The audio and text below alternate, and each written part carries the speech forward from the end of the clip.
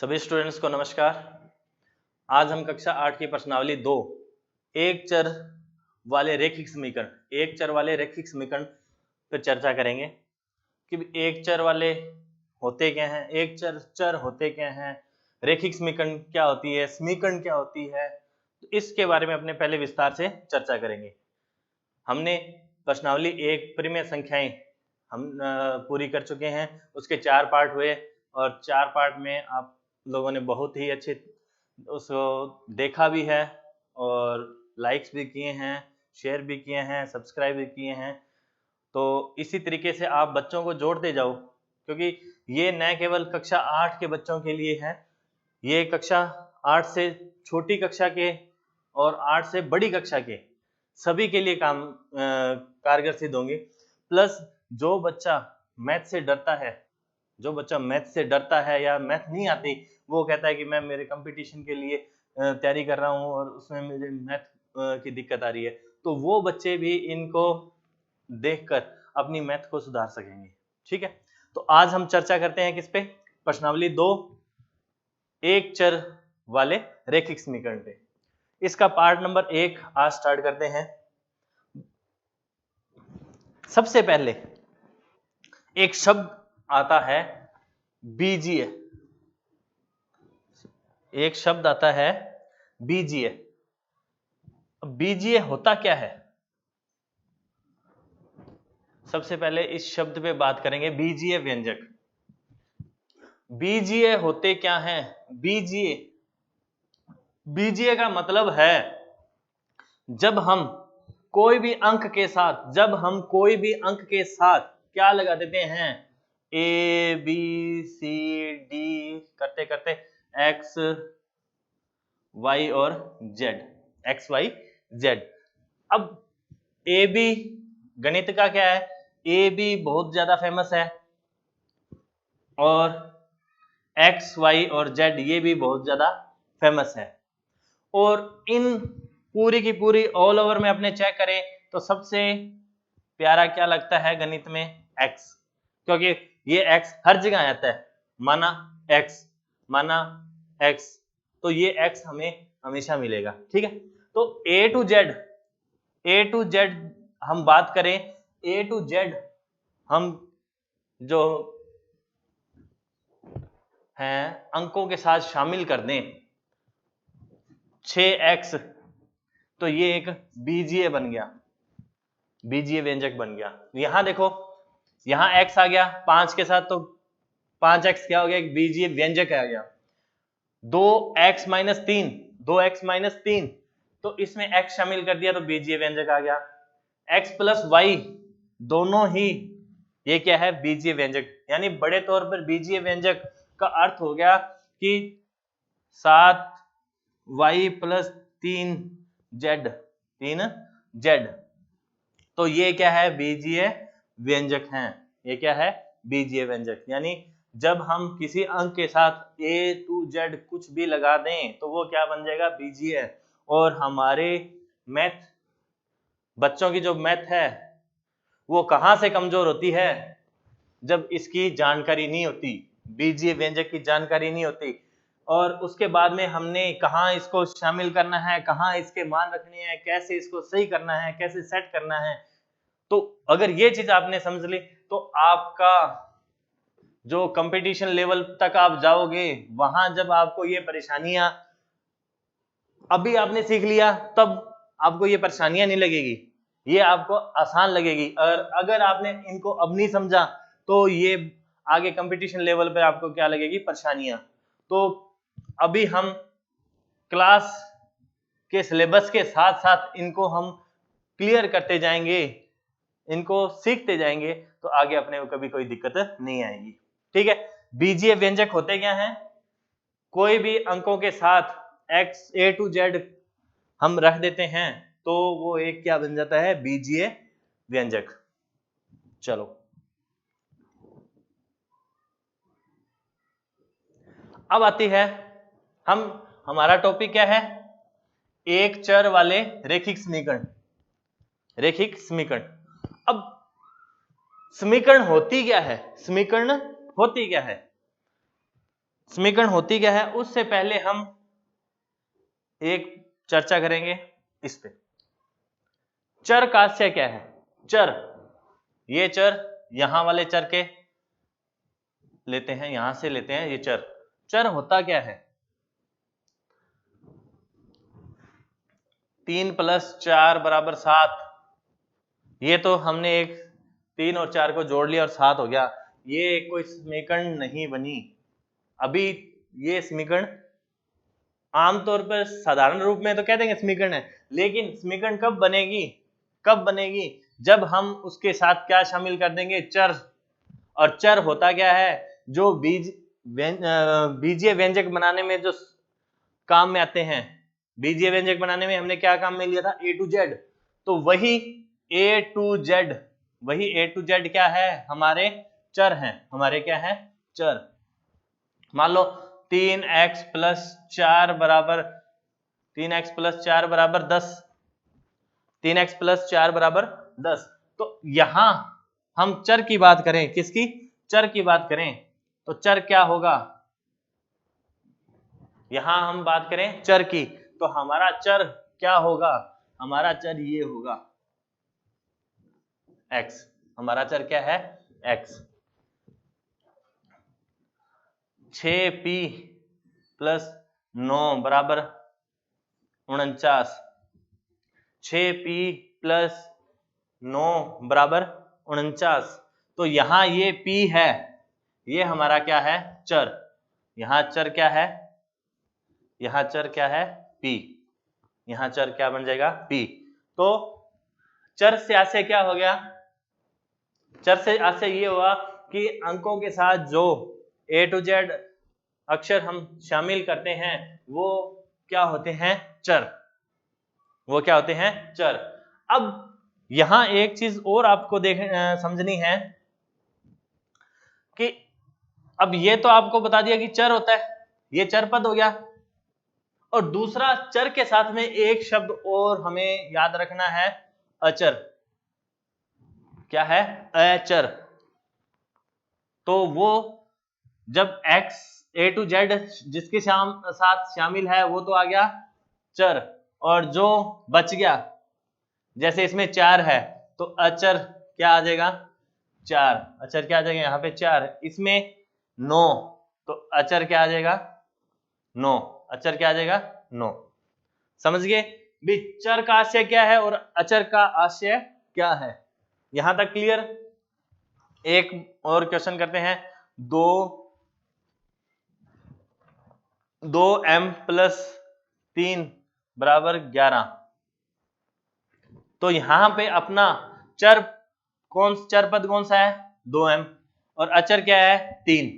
ठीक है। अब यहां पे आपने समझ लिया कि चर पद कौन सा है और अचर पद कौन सा है। ठीक है। जब चर और अचर दोनों मिल जाते हैं, चाहे यहाँ पे प्लस हो चाहे माइनस हो, गुणा हो भाग हो, वो कोई दिक्कत नहीं है। उसके बाद बराबर, और बराबर के बाद में जैसे 11। तो इस पूरी की पूरी क्रिया को क्या हम नाम देते हैं? समीकरण। इसको पूरे को क्या बोलते हैं? समीकरण। इसको पूरे को क्या बोलेंगे? समीकरण। ठीक है। तो यहां तक क्लियर? अब यहां पर आपसे एक चर्चा, यहां तक तो हो गया क्लियर। अब यहां पे आगे हम वापस किस पे? समीकरण पे। चर वाले बात समझ में आ गई, चर अचर क्या होते हैं। अब आ जाते हैं हम वापस समीकरण पे। तो हमें देखो ये चर पद और ये अचर पद, यहां ये क्या है? चर पद। यहां क्या है? चर पद। और इसमें 25 क्या रहेगा? अचर। इसमें 10 अचर। ठीक है। अब यहां पे क्या है? इस पूरी क्रिया को, ये जैसे 2x - 3 = 7, ये एक क्या है? समीकरण है। क्या है? एक समीकरण है। इसको क्या बोलते हैं? समीकरण। ठीक है। 2x = 25, सॉरी 5x = 25 है। ठीक है। अब यहां पे क्या करते हैं हम? 5x को यहीं रखेंगे, 25 बराबर के बाद में है उसको बराबर के पहले ले आएंगे 25।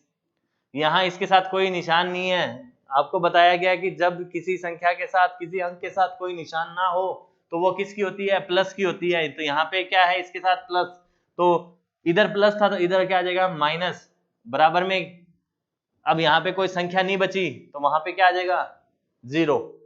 तो ये 5x माइनस 25 बराबर 0, ये क्या एक समीकरण है? क्या आ गई? एक समीकरण है। 6z प्लस 10 बराबर माइनस 2, ये क्या है? समीकरण है। ये क्या है? एक समीकरण है। अब हम इसको हल कैसे करते हैं? समीकरण को हम समीकरण को हल कैसे करते हैं वो समझते हैं। ठीक,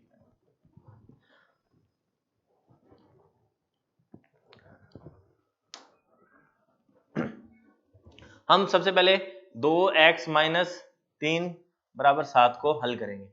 2x को 2x ही रखेंगे बराबर 7। हमेशा क्या होता है? चर पद को हम सबसे लास्ट में, देखो चर पद है ना, जैसे x है, x इसका मान निकाला जाएगा। समीकरण हल करेंगे तो इसका मान निकलेगा कि इस x की जगह रखेंगे क्या, यहाँ इस x की जगह आएगा क्या, इस z की जगह आएगा क्या, ये हमने एक समीकरण को हल करके निकालना होता है। ठीक है, समझ गए? अब यहाँ पे क्या है? ये अचर पद तो हमेशा बता दिया कि आपको सबसे लास्ट में ही हल करना होता है। तो 2x बराबर 7, अचर पद सबसे पहले हल होता है। अचर पद सबसे पहले हल होता है। तो इस अचर को क्या करें? इधर ले जाओ 3, यहां माइनस का था, बराबर के बाद में क्या हो जाएगा? प्लस का। तो 2x बराबर क्या हो गया? 7 और 3 10 जुड़ जाएंगे। अब ये यहाँ पे इसको x को अकेला छोड़ दो, बराबर 10। ये दो, इन दोनों के बीच में कोई निशान नहीं है। 2x का मतलब ये दोनों आपस में क्या है? गुणा में है। अब ये दो इधर गुणा में है, बराबर के बाद में लेके जाएंगे, गुणा वाली कहाँ चली जाती है? भाग में। अब 10 में 2 का भाग दो, 2 एकम 2, 2 पांचे 10। तो x की वैल्यू क्या आ गई? 5। x की वैल्यू क्या आ गई? 5। x की वैल्यू क्या आ गई? 5। अब हम इस समीकरण में इसको रखेंगे, x की जगह क्या रखेंगे? 5। तब हम देखेंगे कि दोनों बराबर है या नहीं, दोनों बराबर है या नहीं। तो देखो 2x की जगह क्या आ गया? 5, क्योंकि यहाँ इन दोनों के बीच में क्या रिलेशन था? 2x के साथ क्या था? गुणा में था। माइनस के 3 बराबर में 7। अब यहाँ एक छोटा सा पॉइंट आपने नोट करना है कि हमने x का मान रखा है, उसके बाद में प्लस माइनस के साथ कोई अलग संख्या है तो हमें सबसे पहले उसको ब्रैकेट में बंद कर देना है। 2 और 5 ये दोनों आपस में थे गुणा में, तो हम इसको क्या कर देंगे? ब्रैकेट में बंद कर देंगे। तो अब 5 दूनी 10 माइनस 3 बराबर में 7। अब 10 में से 3 गए, क्या बचते हैं? 7, और बराबर में क्या है? 7। तो ये अपना सवाल क्या हुआ? सही। दोनों में क्या है? 7 बराबर 7 आ गया। तो यानी हमने जो ये x के बराबर 5 निकाला था, ये बिल्कुल क्या है? सही था, बिल्कुल सही था। यहाँ पे क्या हो जाती है? इस क्वेश्चन की, इस उत्तर की क्या हो जाती है? जांच। यहाँ इस उत्तर की क्या हो जाती है? जांच। ठीक है, अब इसके बाद आगे वाले पे चलते हैं।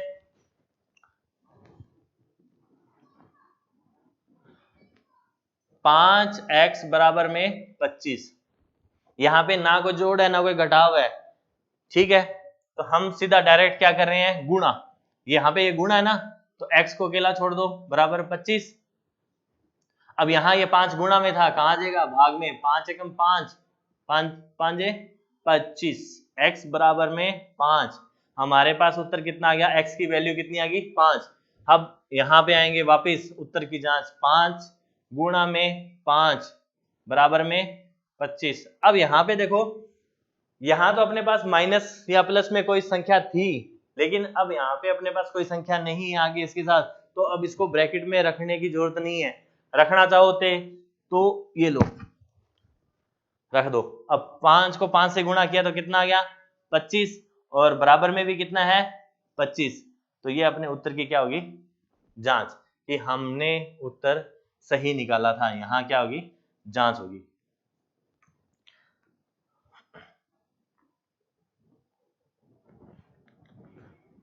अब तीसरा इस समीकरण को हल करते हैं।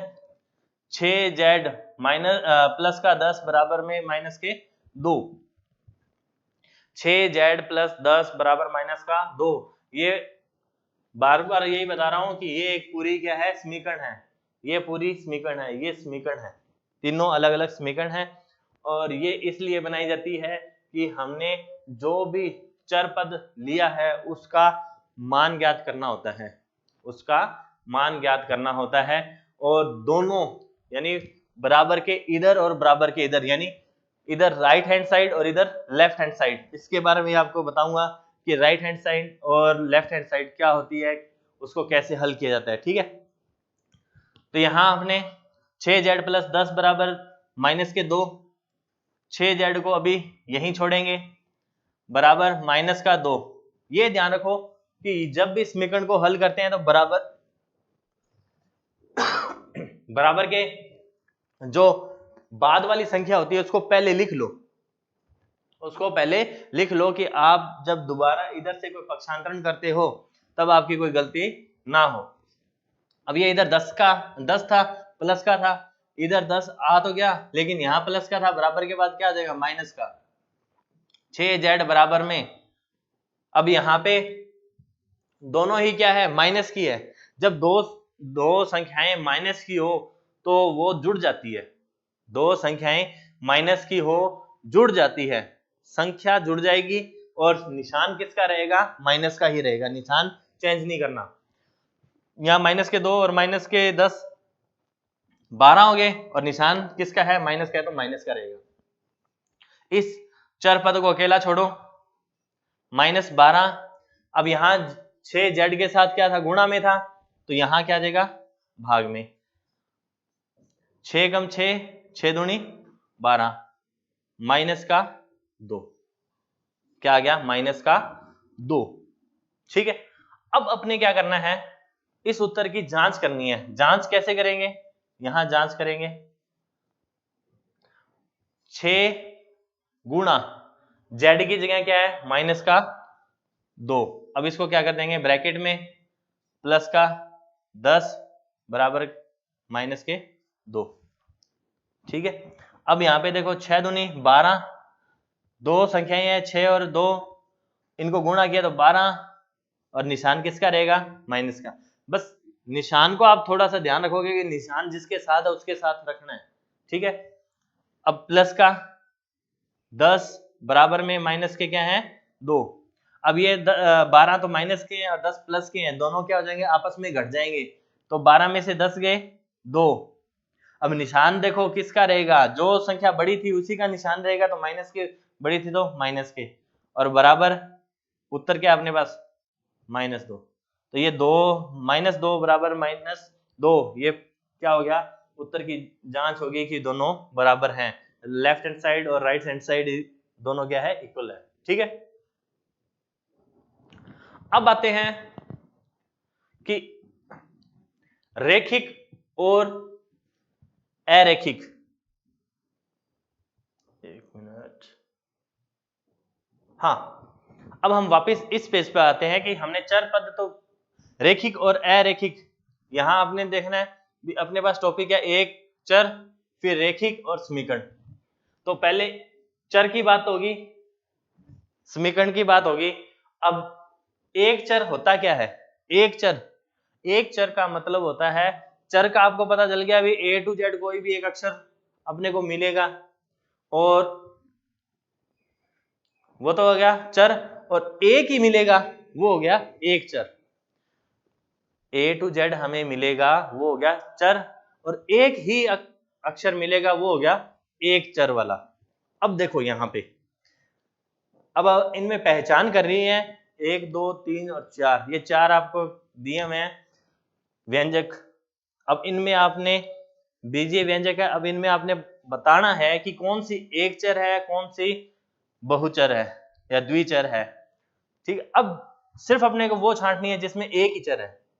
अब यहां देखो 2x y, यहां एक तो ये x आ गया और एक आ गया y, यहां चर कितनी है, 2 हो गए। क्या ये एक चर है? तो ये एक चर नहीं है।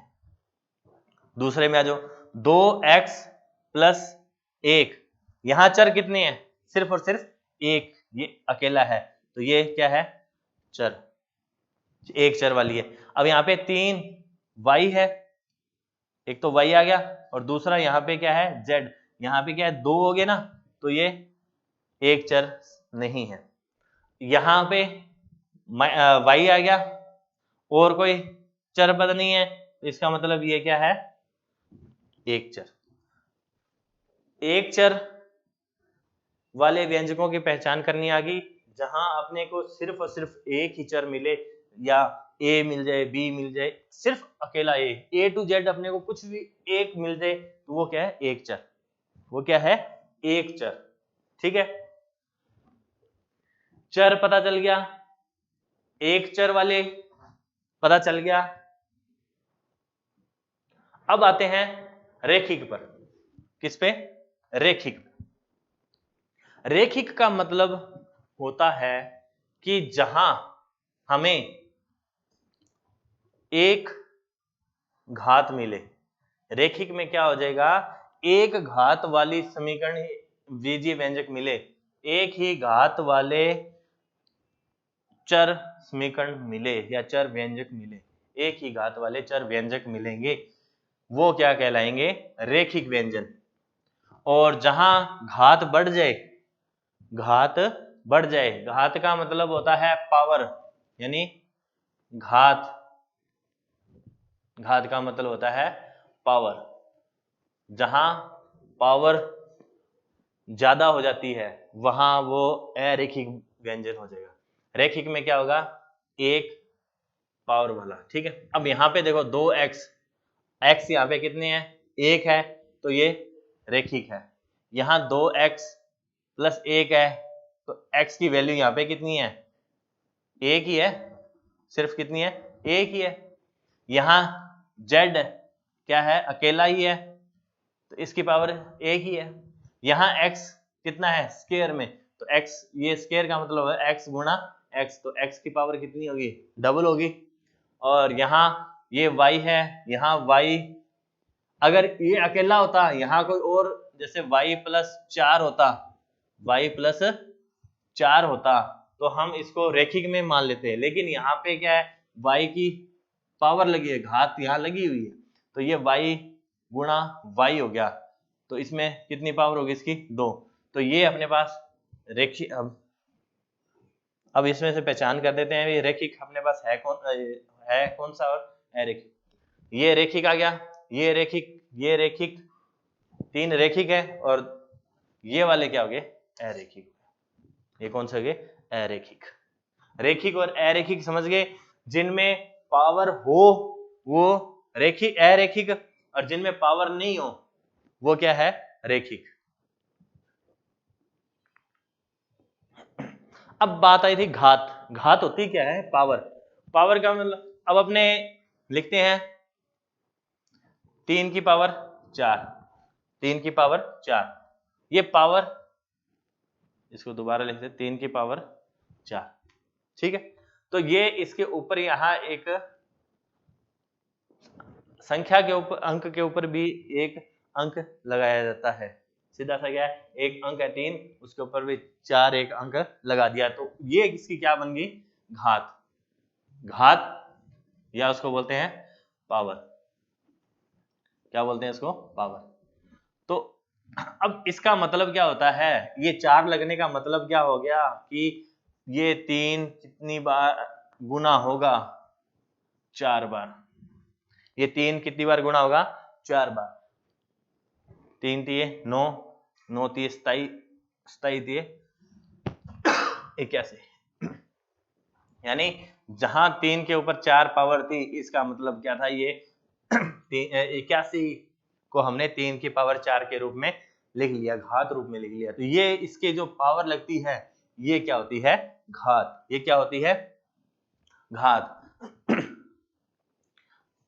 अब वही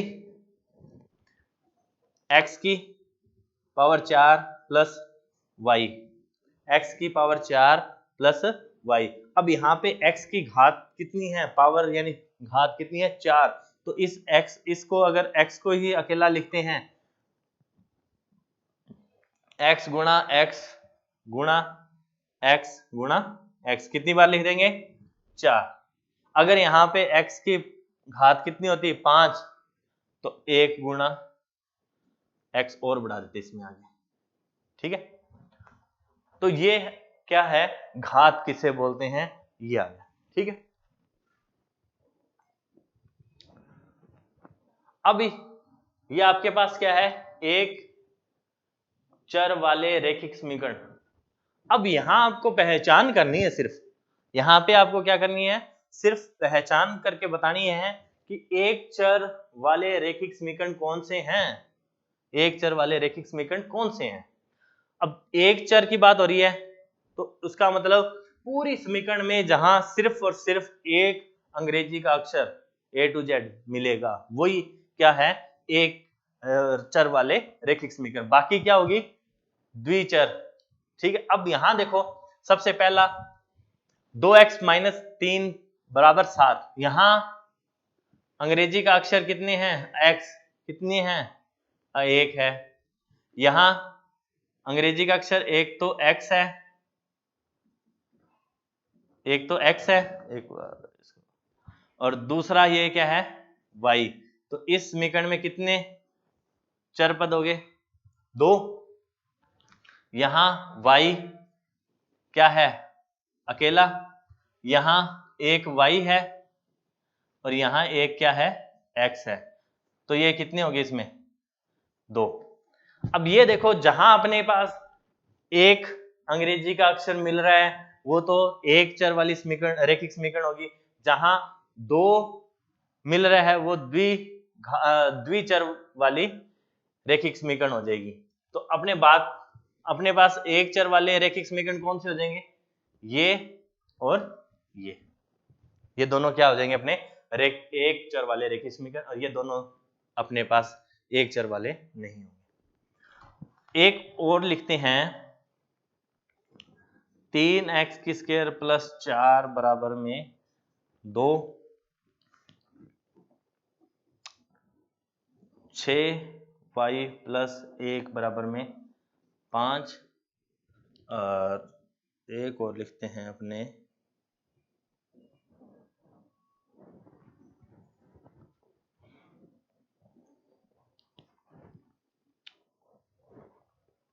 तीन एक्स प्लस 2y बराबर 10। अब ये 3 आपके पास समीकरण लिखी है मैंने। अब इसमें आपने ये बताना है कि एक चर वाली रैखिक समीकरण कौन सी है, एक चर वाली रैखिक समीकरण कौन सी है। तो पहचान कैसे होगी, यहां आओ, x अंग्रेजी अक्षर x कितने हैं, एक, अंग्रेजी अक्षर कितने हैं इसमें, एक। यहां अंग्रेजी के अक्षर कितने हैं, यहां भी क्या है, एक। यहां क्या था, y, और यहां क्या था, x, ठीक है। अब यहां आ जाओ, इसमें अंग्रेजी का अक्षर एक तो x हो गया, और एक क्या हो गया, y।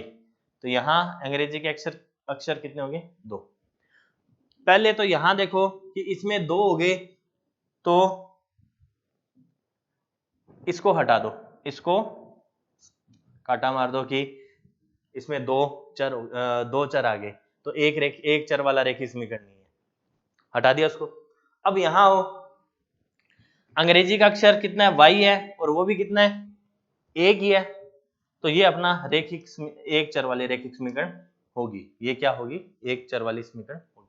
अब यहां पे आओ आप, यहां पे मैंने स्टार्टिंग में लिख दिया क्या, x की अंग्रेजी का अक्षर तो यहां पे कितना है, एक ही है, x, लेकिन यहां इसकी पावर कितनी है, 2, यानी इसका मतलब हो गया x गुणा x। तो यानी x कितने हैं यहाँ पे, 2 है।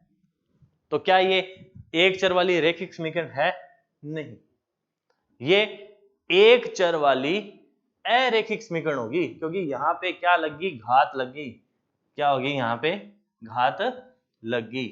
तो इसलिए ये एक चर वाला रैखिक समीकरण, ये वाला एक चर वाला रैखिक समीकरण नहीं होगा।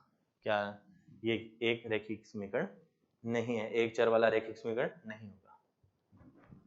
अब यहां क्या होता है, पूरा का पूरा हमने अभी तक जो समझा था कि चर क्या होते हैं, एक चर क्या होता है, समीकरण क्या होती है, रैखिक समीकरण क्या होती है, अरैखिक समीकरण क्या होती है, घात क्या होती है, बीजीय व्यंजक क्या होते हैं, ये सारा हमने सीख लिया।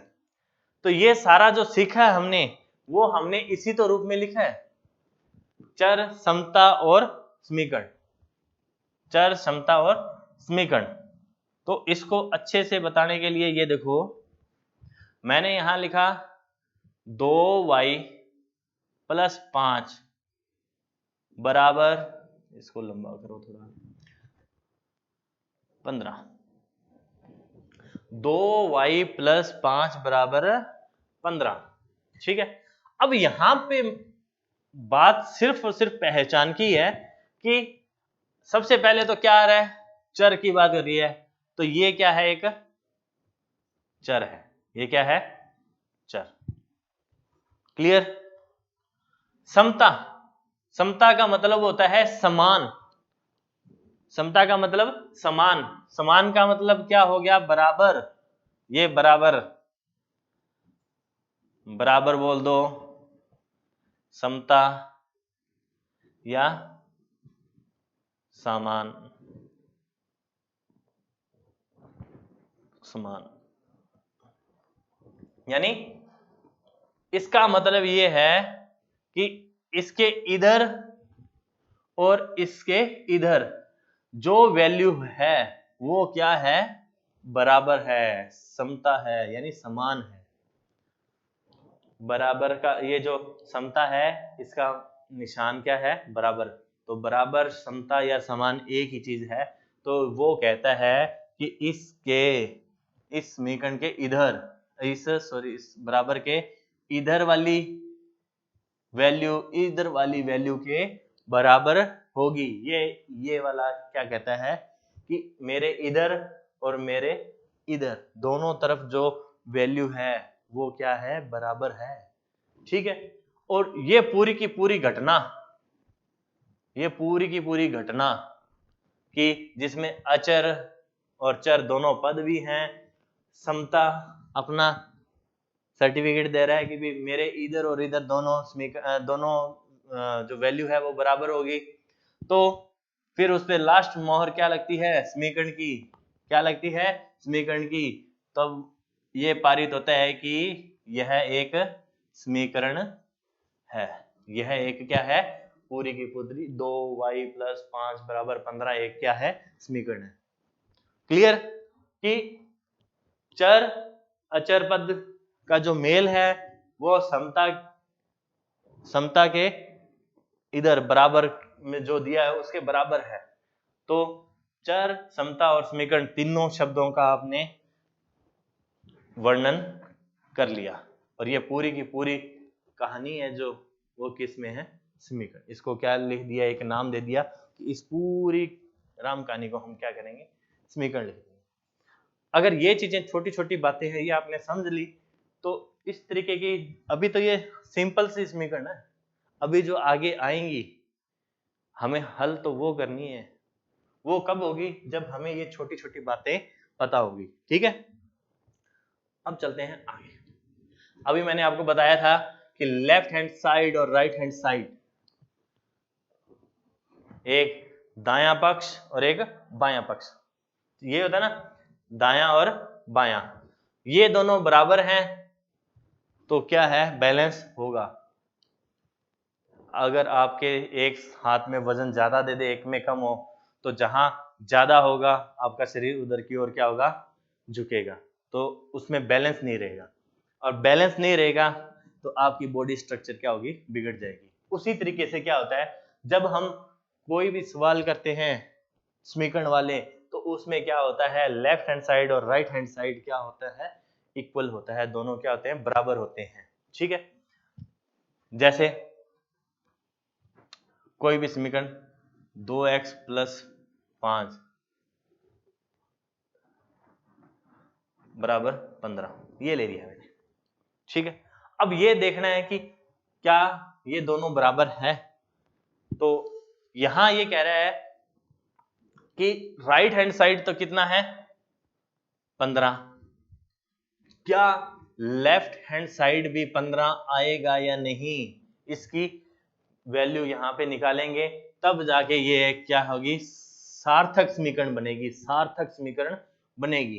ठीक है, तो अब देखो 2x, यानी आपको बताया था कि चर पद को हमेशा रोकना है, उसके बाद बराबर, और बराबर के बाद जो संख्या है उसको पहले लिखेंगे 15। अब इधर से अचर पद को उधर भेज देंगे, तो वो क्या आ गई 5 थी तो 5, यहाँ प्लस का निशान था तो यहाँ माइनस का, तो 2x बराबर 15 में से 5 गए तो कितना बचेगा 10। अब यहाँ पे देखो, यहाँ 2x गुणा, यानी ये 2x सीधा है तो इसका मतलब ये क्या है गुणा में है, तो ये 10 के कहाँ बराबर के बाद कहाँ आ जाएगा 10 के बटा में, 2 एकम 2, 2 5 10, तो x की वैल्यू कितनी होगी 5, x की वैल्यू कितनी आ गई 5, x की वैल्यू 5। अब हमें ये चेक करना है कि लेफ्ट हैंड साइड और राइट हैंड साइड इक्वल थे या नहीं, यानी ये इसकी वैल्यू और इसकी वैल्यू बराबर है कि नहीं, ये 2x प्लस 5 बराबर 15 के था या नहीं, तो क्या करेंगे 2x प्लस 5। ठीक है, अब दो पूरी समीकरण को जांचना है तो पूरी समीकरण को ये लो रख दो। ठीक है, अब 2 गुणा x की वैल्यू अपने पास कितनी आई 5, तो 5 यहाँ पे गुणा में लगा दो, प्लस 5 बराबर में 15।